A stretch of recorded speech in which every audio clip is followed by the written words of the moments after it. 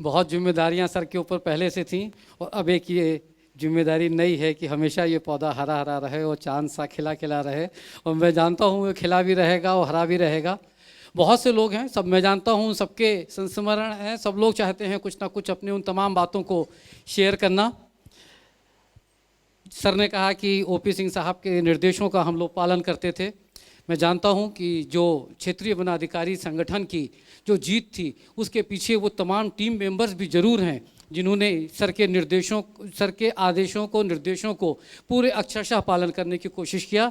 उस सफलता के लिए आपके लिए भी जोरदार तालियों के साथ मैं अगले वक्ता के रूप में श्री ए के सिंह साहब को बुलाना चाहूँगा कि मंच पर आएँ और अपने ए के सिंह साहब।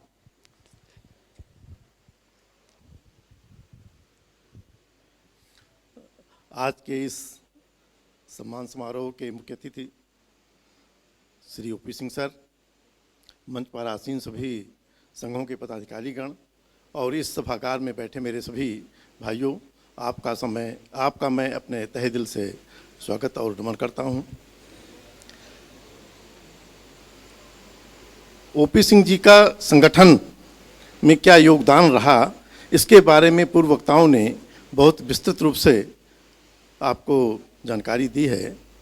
मैं बता दूं कि क्षेत्रीय वनाधिकारी संघ जब गठित हुआ उसके कुछ दिन के बाद ही जब महामंत्री हमारे ओपी सिंह साहब बने, उसके बाद अध्यक्ष बने, तो उनके साथ मैं भी संगठन में संयुक्त सचिव, फिर उपाध्यक्ष, उसके बाद ऑल इंडिया रेंजर एसोसिएशन का जो प्रदेश प्रतिनिधि होता है, मैं उनके साथ इस रूप में भी संलग्न रहा, कार्य किया।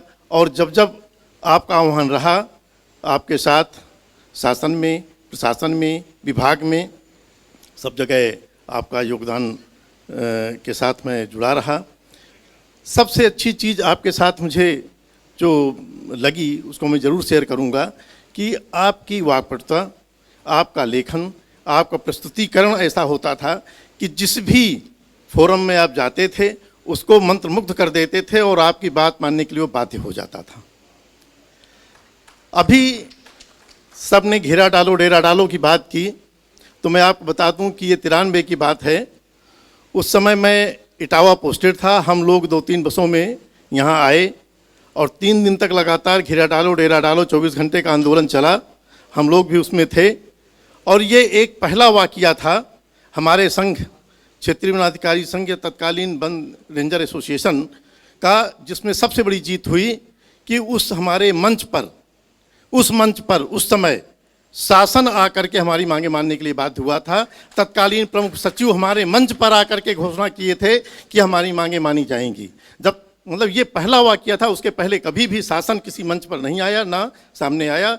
हम लोगों को जाना पड़ता था, अपना फेडरेशन लेकर के, अपना लोगों को लेकर के वहाँ बैठ के बात करते थे। हम लोगों ने बाध्य किया कि शासन आकर के हमारी मंच पर हमारी बातों को सुने और बातें माने। तो आपके जुझारूपन की ये एक बहुत बड़ी मिसाल जो मैं आपको बता रहा हूँ, सबको याद करा दूँ, ये 1993 की बात थी कि वही आप ही का जुझारूपन था जिसके शासन आया। इसके बाद हम लोगों की पैरिटी, देश के स्तर पर हमारा संपर्क बहुत नीचे था। आपने all India forest ranger association federation का गठन किया, उसके संस्थापक संयोजक बने और दूसरे प्रदेशों की पैरिटी ला करके शासन में इस बात की पैरवी की गई कि हम भी उसी कमीशन से सिलेक्ट होकर के आते हैं, हमको अन्य प्रदेशों की पैरिटी दी जाए। और मैं आपको आज बता दूं और साथ में अध्यक्ष जी को तथा आप सबको धन्यवाद और बधाई दूंगा कि आज हम बहुत सारे प्रदेशों के रेंजर एसोसिएशन के जो भी सेवा करते हैं उनसे बहुत आगे निकल चुके हैं। मैं आपके साथ बहुत दिन रहा, आपके परिवार से जुड़ा रहा, हम लोग बहुत दिन साथ रहे। लगभग 38.5 साल मैंने भी वन विभाग में सेवा की और आप मुझसे पहले सेवा में आए और मैं आपसे 1 साल पहले सेवानिवृत्त हो गया। लेकिन हम लोगों की बहुत सारी ऐसे समय हैं जिनको मैं शेयर तो बहुत करना चाहता था, लेकिन समय बहुत कम है। मैं आपको, आपके परिवार को अपनी तरफ से, अपने परिवार की तरफ से, पूरे वन परिवार की तरफ से शुभकामनाएं देता हूं।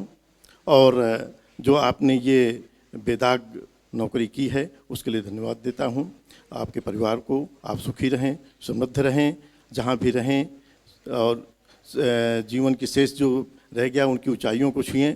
इतना ज़रूर कहूँगा कि इस राजनीति में, सेवा राजनीति में आने पर आपको अपनी सेवा काल में बहुत सारे संघर्षों से जूझना पड़ा, लेकिन उन संघर्षों के बाद भी जब भी आपके पास संकट आया, संघर्ष निवारण के बाद आपको निष्पक्ष रूप से मतलब बेदाग पाया गया, तो मैं सिर्फ एक चीज़ कहूँगा चंद्रमा को, जैसे अभी कहा ना द्विवेदी जी ने कि आपका चेहरा चांद की तरह हमेशा खिला रहे, तो मैं सिर्फ ये कहूँगा कि ऐ चांद मैंने भी चांद देखे हैं, ऐ चांद मैंने भी चांद देखे हैं, तुझ में तो दाग है मैंने बेदाग देखे हैं। Thank you. Thank you sir so much आपके उद्बोधन के लिए और साथ साथ उस अंतिम शायरी के लिए।